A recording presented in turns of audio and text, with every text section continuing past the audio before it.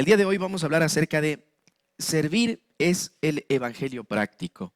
Evangelio es el anuncio de la buena noticia. ¿Y cuál es esa buena noticia? Ya no somos nosotros deudores, sino que la sangre de Jesucristo ha pagado nuestra iniquidad, nuestra maldad, y que podemos presentarnos delante de Dios y obtener de parte de Dios esa bendición original que trae cuatro cosas: que trae protección, que trae preservación, que trae provisión, dije, ¿no es cierto? Preservación ya dije, ¿no es cierto? Y la última es progreso. También trae progreso la bendición del Señor. Entonces, eso es lo que el día de hoy vamos a mirar y vamos a ver una porción que se encuentra en el libro de Mateo. Mateo significa don de Jehová. Mateo era un publicano escogido por Jesús para ser un cobrador, para dejar de ser un cobrador de impuestos y para pasar a ser un discípulo de nuestro Señor Jesucristo. Mateo fue una persona que cobraba impuestos y que estaba aliada con el poder de Roma, y esto provocó el repudio en los fariseos, porque cuando Jesucristo empezó a escoger quiénes iban a hacer con él la gran comisión, resulta que los fariseos pensaban que ellos iban a ser los escogidos. Jesús empieza a armar su equipo de trabajo, y en el equipo de trabajo coge a gente tan sencilla como unos pescadores, a gente tan torpe como un Pedro, y también a gente despreciada por la sociedad como un cobrador de impuestos llamado Mateo. Recuerden algo, los publicanos, los cobradores de impuestos, eran relegados de la sociedad. El pueblo no se llevaba con quienes se habían vendido al poder para poder oprimir con impuestos al pueblo de Dios. Entonces Mateo provoca el repudio de los fariseos y hace precisamente que Jesús, al ser criticado por los religiosos de la época, por la inclusión de personas como Mateo, Jesucristo responde que Él no vino por los justos, sino por los pecadores. Esa es una porción que sale precisamente de la experiencia con Mateo. Mateo es hijo de Alfeo, llamado primeramente Leví. Se dedica al servicio del Señor cuando es llamado, y es un hombre que llegó precisamente con mucho poder y se rindió delante de Jesús, dejando el gobierno humano para ponerse al servicio del Creador. ¿Por qué es importante entender quién es Mateo y por qué Mateo escribe esto? Es porque solamente al entender el contexto que tiene Mateo como tal, podemos nosotros dimensionar las cosas que le llamaron la atención. Tome en cuenta lo que le estoy diciendo respecto a Mateo. Él era un cobrador de impuestos. O sea, él era una especie como del SRI de esa época. Note lo que le va a llamar la atención del discurso de Jesús a un hombre como Mateo y cómo él termina de registrarlo precisamente en su escrito, que posteriormente está incluido dentro de la Biblia. Hablemos un poquito del contexto, qué es lo que estaba sucediendo. Jesús había delegado autoridad a sus discípulos. Tenían una reunión en donde Jesús les empieza a decir a sus discípulos que les delega autoridad, y al decir delega autoridad les permite que ellos, al pronunciar el nombre de Jesús, puedan sanar personas con el poder de Jesús, del Espíritu Santo de Dios, puedan expulsar demonios y puedan llegar a lo profundo del corazón de las personas. Era una autoridad que les delegaba nuestro Señor por demás fuerte, por demás profunda. Y en medio de esta situación es cuando pronuncia las palabras que les voy a contar. Algo que nosotros necesitamos comprender de la cultura de los judíos de ese tiempo era el poder que tenía esto de delegar, de representar a otra persona. No sé si a usted le ha pasado, ¿alguna vez usted ha ido en representación de otra persona? ¿Algún sitio, algún lugar? Bueno, alguna vez a mí me tocó asistir a un acto un tanto formal en representación de una persona con la que trabajaba, que era mi jefe. Y claro, gracias.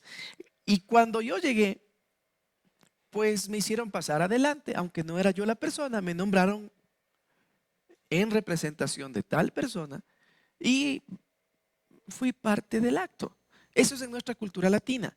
Pero en la cultura de los judíos, representar a alguien le daba autoridad a una persona para que sea tratado como si fuese la misma persona a quien representa. Cuando alguien venía en representación, pensemos, representación de Herodes o de Pilatos, esa persona era tratada como si fuese Herodes o como si fuese Pilatos. Esa persona era tratada así. Pensemos en el contexto judío. Si llegaba un representante, digamos, de una nación vecina, que quería hacer algún tipo de paz con Israel, ¿cómo hubiese sido tratado? Pensemos ahora en nuestro contexto, en lo que nosotros vivimos el día de hoy. Supongamos que el presidente de la República viene un día a tener un espacio con nosotros y dice, yo quiero asistir a la IBF y quiero estar con ustedes. ¿Cómo nosotros prepararíamos ese momento? Seguramente nos preocuparíamos de un montón de cosas que antes estaban allí, pero realmente no nos preocupábamos. Y trataríamos de ofrecerle lo mejor que nosotros tenemos.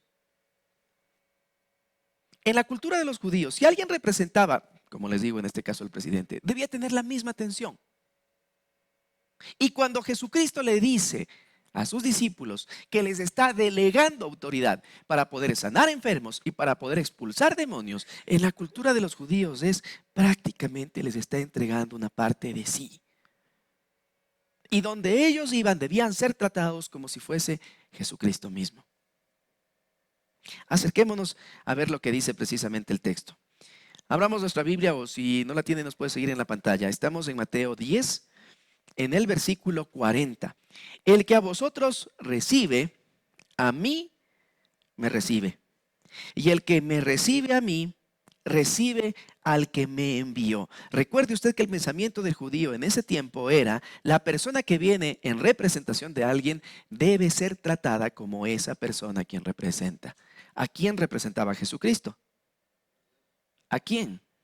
Específicamente, a Dios Padre. A Dios Padre. ¿Y cómo recibieron los judíos a nuestro Señor Jesucristo? La palabra dice, a los suyos vino, pero a los suyos no lo recibieron.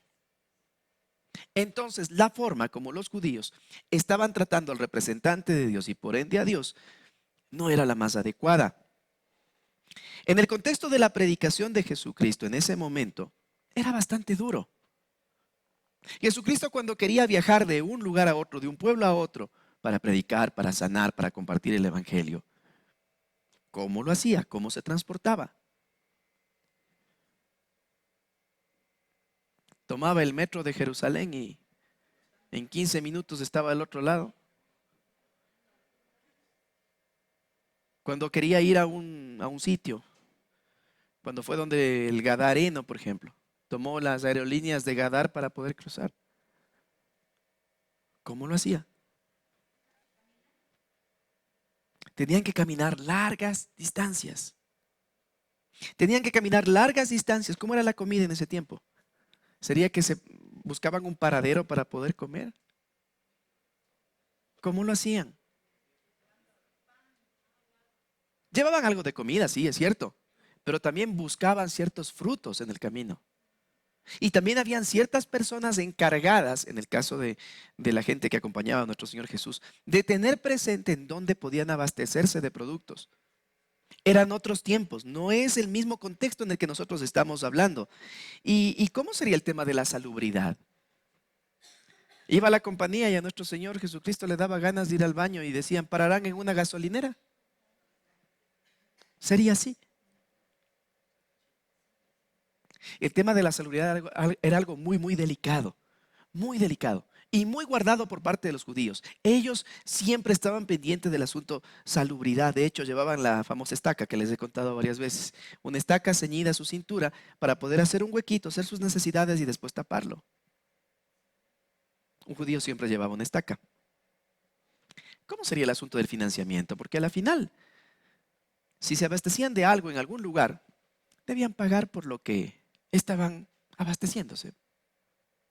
Pero si se dedicaban a la predicación, la pregunta es, ¿cómo se financiaban?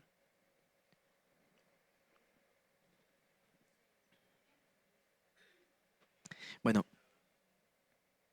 les cuento que las personas que mayormente financiaban el ministerio de nuestro Señor Jesucristo fueron mujeres.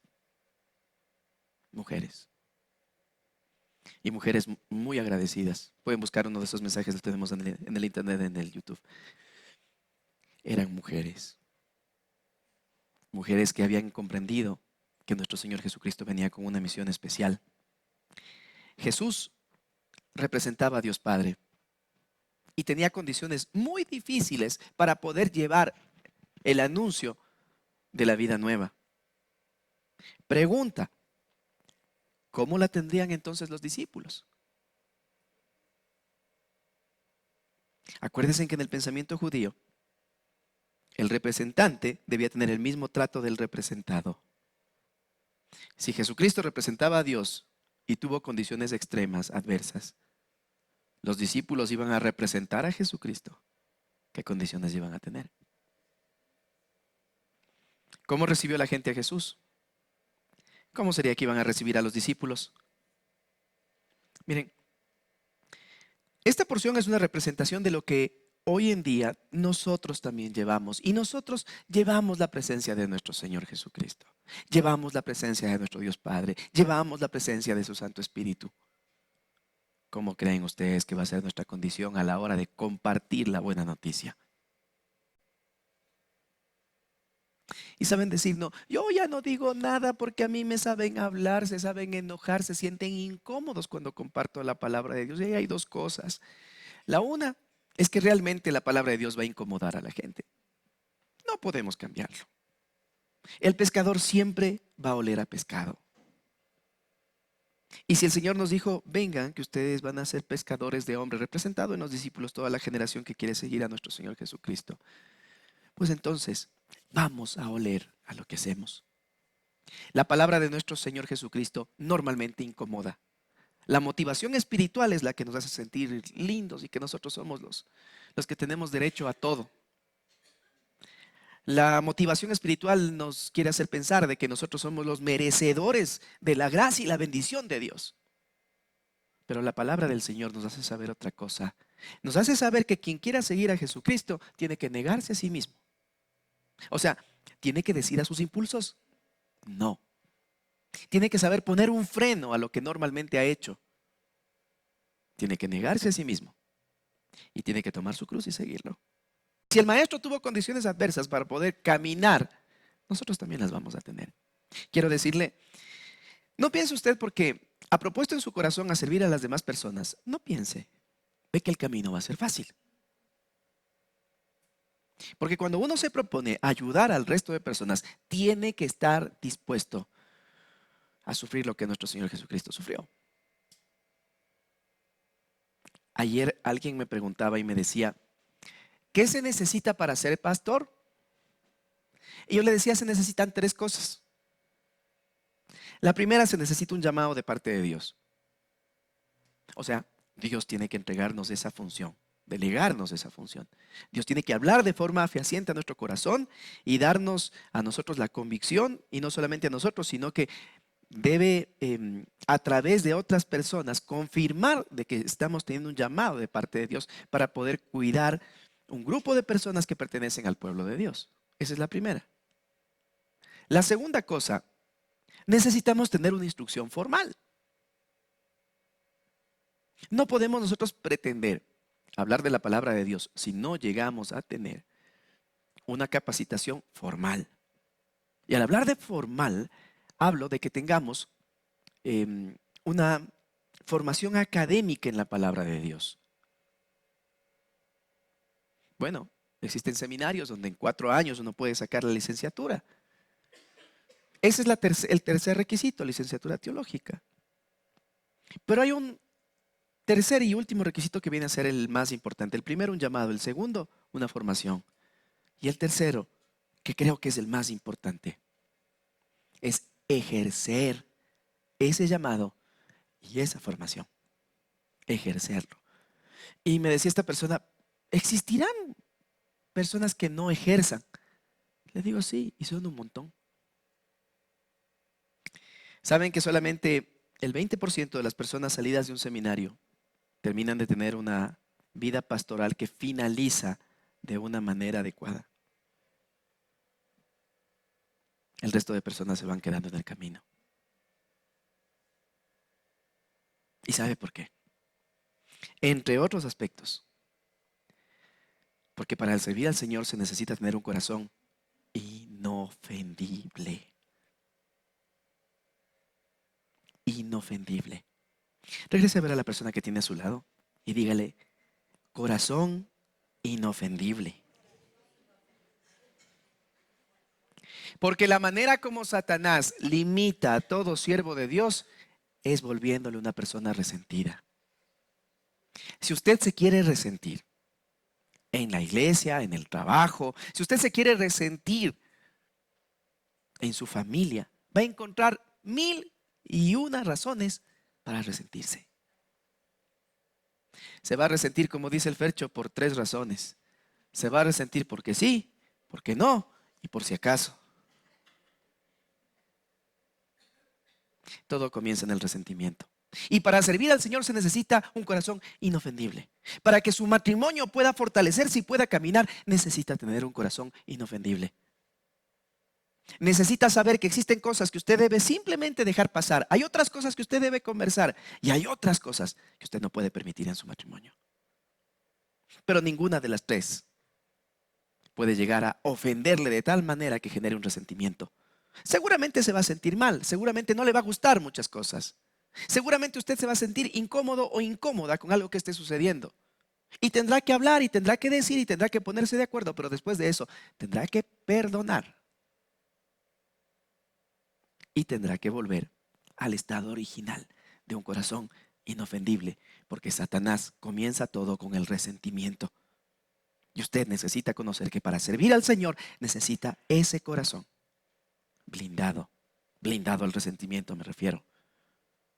Entonces usted va a empezar a servir a 2 familias, tiene que saber que le van a tratar como le trataron a nuestro Señor Jesucristo. Yo no le puedo mentir y decirle, usted va a empezar a servir y todo va a ser lindo, hermoso. Recibirá gente en su casa y les brindará una tacita de café y quizás irán resentidos porque no les dio pan. Y si les da pan, tal vez se irán resentidos porque no les dio con queso. Y si les da con queso, quizás se resentirán porque no les dio caliente. El ser humano es así. Pero los hijos de Dios, quienes queremos servir a nuestro Señor, necesitamos crear en nuestro corazón un corazón inofendible. Y es lo primero que necesitamos saber. Vamos al segundo versículo, vamos al versículo 41. El que recibe a un profeta por cuanto es profeta, recompensa al profeta recibirá. Y el que recibe a un justo por cuanto es justo, recompensa de justo recibirá. Mire, un profeta no es una especie de adivino. Y en el tiempo de nuestro Señor Jesucristo, un profeta en ese tiempo era ansiado, era anhelado, porque habían casi 500 años, habían pasado casi 500 años entre el último profeta y Jesucristo. No existía una voz de Dios tan clara y tan real como tenían precisamente los profetas anteriormente. Era ansiada la voz de un profeta, pero a la vez, un profeta era una persona muy incómoda.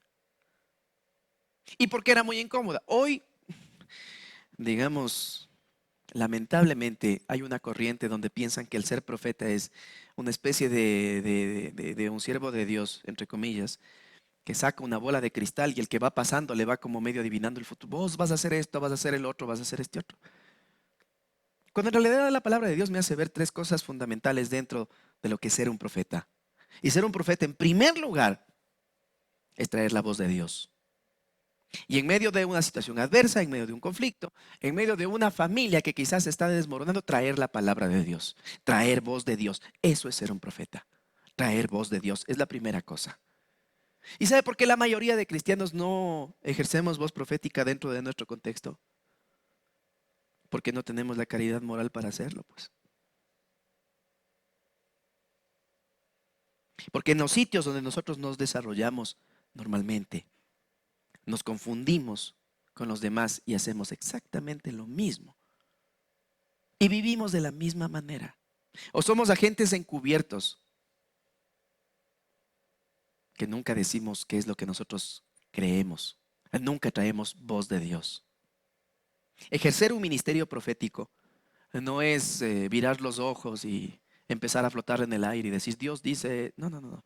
Ejercer un ministerio profético es en el lugar donde usted trabaja, estudia, en el lugar donde usted vive, con las personas que tiene a su alrededor, traer voz de Dios.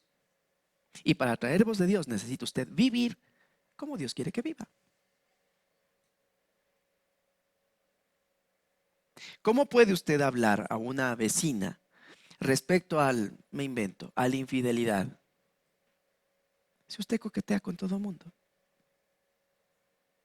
Se necesita tener una vida que respalde lo que la palabra de Dios dice. Y si usted quiere hablar y quiere traer voz profética, necesita vivir como Jesucristo vivió, buscando estar apartado para agradar a Dios Padre. Volviendo, primero traer voz de Dios es lo que hacía un profeta. La segunda cosa que hacía un profeta es denunciar el pecado social. Era una persona tan incómoda porque a los gobernantes de turno les hacía saber lo que estaban haciendo mal. Y eso no nos gusta. No nos gusta. Ahí estaba un Juan, el Bautista me refiero, gritándole a una persona que había dejado a su marido para meterse con su cuñado y los dos gobernar. ¿Cómo terminó la cabeza de Juan? En una bandeja de plata. Los profetas de hoy en día terminan en jet privado, ¿no? Los profetas en el tiempo de Jesús terminaban muertos. Muertos por decir la verdad. Y la tercera cosa que hace un profeta después de traer voz de Dios, denunciar el pecado social, denunciaba el pecado de la iglesia. Y le vemos a un Jesucristo diciéndoles a los fariseos: ustedes son sepulcros blanqueados, porque por fuera dicen una cosa, pero por dentro tienen huesos de muerto. Entonces, cuando esta porción nos dice, inicialmente nuestro Señor Jesucristo delegando autoridad, representación a los discípulos, y les dice, el que recibe a un profeta, recompensa de profeta va a tener. ¿Cuál era la recompensa del profeta? Terrenalmente, terminar muerto. Isaías terminó aserrado, o sea, cortado en pedacitos, gritando mientras se desangraba, así murió Isaías. Jeremías fue preso un montón de veces, azotado, y así puedo nombrarles un montón de profetas cómo terminaron. Esta porción normalmente es ocupada por algunas personas para decir, el que recibe un siervo del Señor, Dios le va a dar, no sé, si da una taza de agua, Dios le va a dar 20 tazas de agua. Y no dudo que sea así, pero tenemos que estar nosotros claros en que no solamente es eso, también es lo otro. Queremos solamente la bendición, pero no la obligación. Y quien quiera recibir en su casa a un profeta, necesita entender que su casa tiene que convertirse en un espacio en donde la voz de Dios se escuche, en donde se denuncia el pecado social y en donde se denuncia el pecado de la iglesia. Allí estaremos nosotros realmente cumpliendo con esto. El que recibe un profeta por cuanto es profeta, recompensa de profeta recibirá. El que recibe un justo por cuanto es justo, recompensa de justo tendrá. La palabra que ocupa para decir recompensa, en este caso de nuestro Señor Jesucristo en el griego, es mistos. Y mistos significa pago por servicios prestados. Lo que Jesucristo nos está diciendo es que cualquier persona que reciba a quien trae voz de Dios, denuncia pecado social, denuncia pecado de la iglesia, Dios le pagará por sus servicios prestados. Cuando usted abre su casa para que se pueda desarrollar, por ejemplo, uno de nuestros hogares de luz, y en el hogar de luz llegan personas y empiezan a darse cuenta que la manera como han estado viviendo no ha sido la más adecuada, le tengo una noticia: Dios le tiene una recompensa. Y esa recompensa tiene de lo dulce y de lo amargo. Porque usted se convertirá en alguien un tanto incómodo seguramente para la gente. Pero Dios le va a honrar también a usted. Lo que haga en secreto, Dios le honrará en público. Mire, es imposible que cuando usted decida hacer lo correcto, es imposible que todo surja en paz, tranquilidad, normalidad y todos estén así, ¿no? En una nube flotando todos. No es así. Satanás no se queda quieto. Satanás nos buscará siempre meternos en un caos. Satanás siempre buscará que nuestro hogar se desajuste para que la voz de Dios no se siga emitiendo. Entonces tiene que estar consciente que cuando usted empieza a servir a dos familias, Satanás no se va a quedar quieto. Pero usted tiene que estar tomado de la mano del Señor, de tal forma de que nuestro Señor le sostenga, como decimos nosotros y como dice Isaías, de su mano derecha. Si usted se decide a servir, no va a ser todo lindo. Van a haber cosas muy bonitas, como mirar hogares restaurados, como mirar vidas de personas restauradas, como experimentar muchas cosas como sanidades, liberaciones, perdón. Van a haber cosas lindas como esas. Usted va a experimentar como le pasó precisamente a la viuda de Sarepta cuando llegó el profeta Elías y no tenía provisión. Y de pronto la harina y el aceite empezó a salir y a salir y a salir. Y no solamente eso, sino que su hijo se muere. Y el poder de Dios a través de Elías resucita a su hijo. Va a mirar también cosas como esas, pero también va a haber de las otras.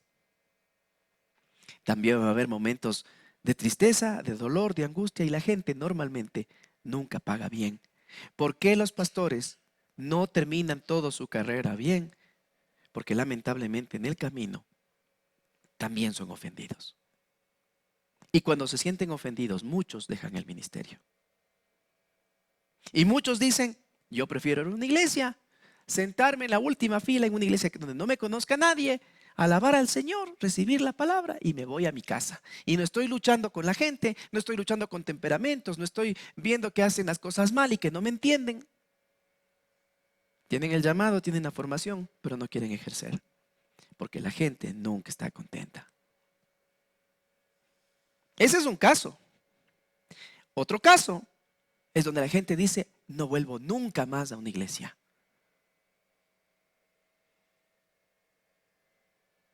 Y afuera hay un montón de gente así. Gente dolida, gente ofendida. Porque les dijeron que tú ibas a ser bonito, pero nadie les advirtió que esto es para valientes. Y que necesitamos tener un corazón. Un corazón. No quiere decir que no nos vamos a molestar si algo pasa. Nos vamos a molestar, obvio. Pero no nos vamos a quedar sumidos en el dolor, pues. Pensando el pobrecito, yo lo que me hicieron, lo que me dijeron, pobrecito. Y teniendo conmiseración de mí mismo todo el tiempo. No nos vamos a quedar ahí. Necesitamos dar un siguiente paso. Y a veces duele porque hay ofensas y ofensas. Hay ofensas muy, digamos, superficiales como una palabra maldicha. Y hay ofensas también muy profundas que nos cambian la historia de la vida. Y mientras preparaba este mensaje, el Señor hablaba a mi corazón diciéndome, dile a mi pueblo esto.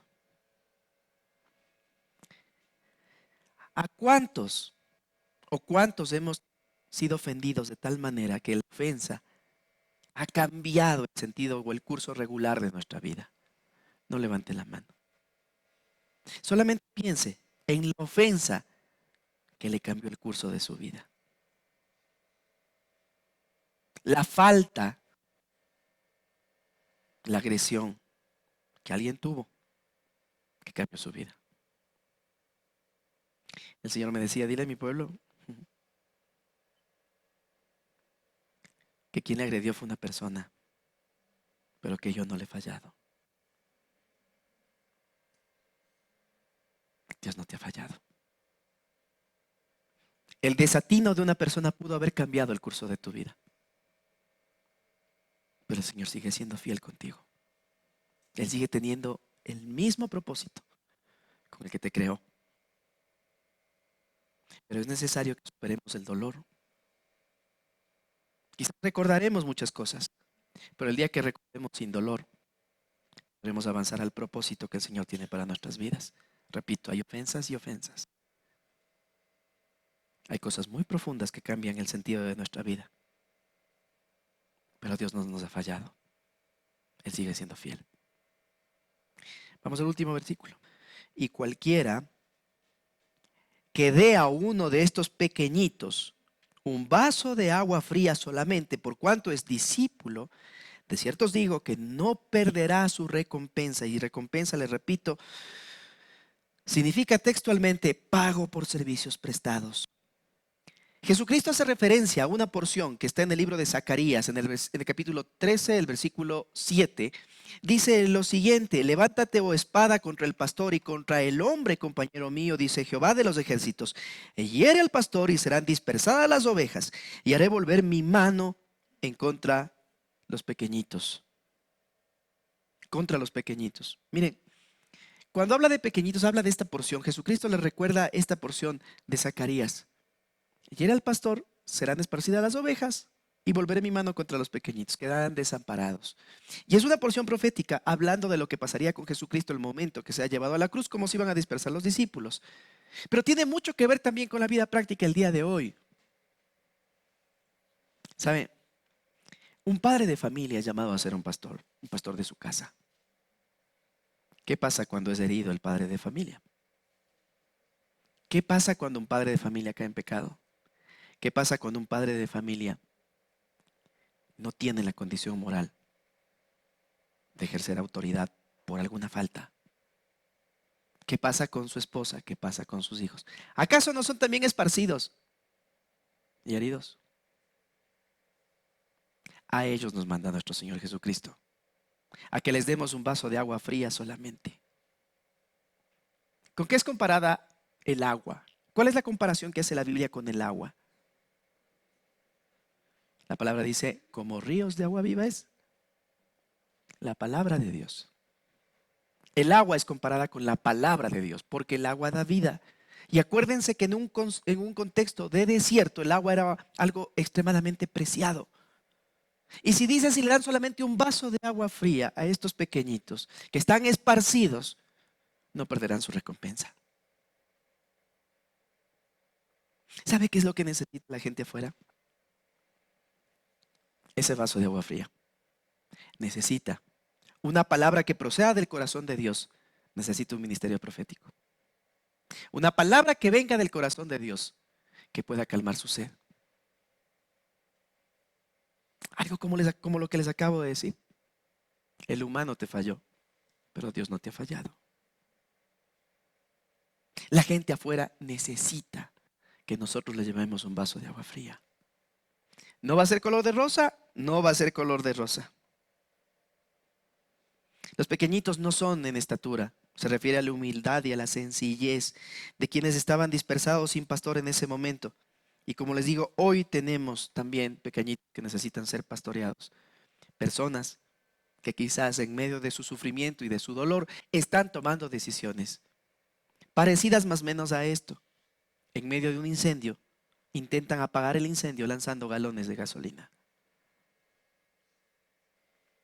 Le debo confesar algo.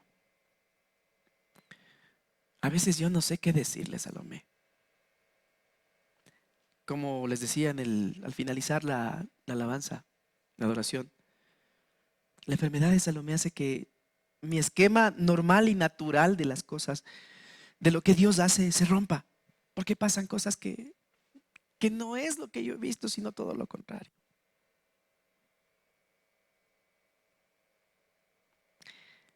Ya hubieses aprendido simplemente a acompañarle.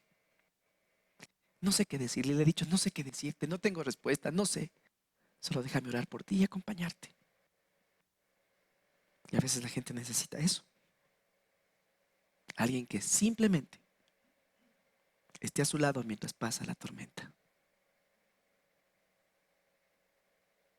Ahora, eso no va a ser bonito, eso no va a ser todo color de rosa, eso va a traer muchas circunstancias que así como le pasó a Jesús, así como le pasó a los discípulos, nos pasará también a nosotros. Pero la recompensa que Dios tiene para nosotros es la misma que dio a Jesús, a los discípulos y ahora también a nosotros.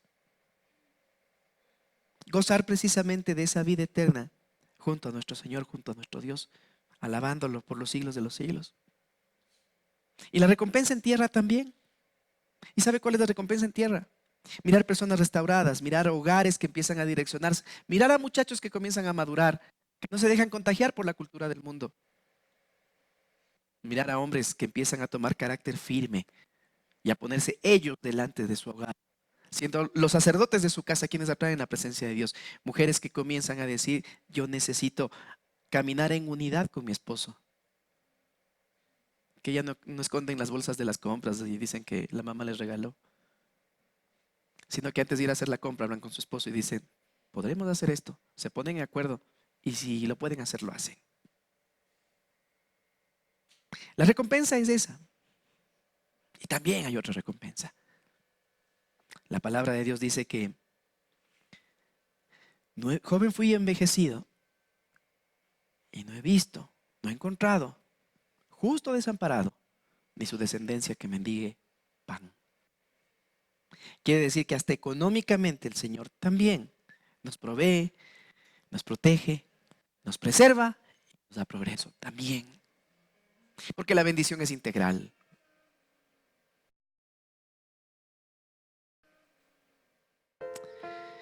Aquí termina mi parte y comienza la tuya. Pongámonos de pie.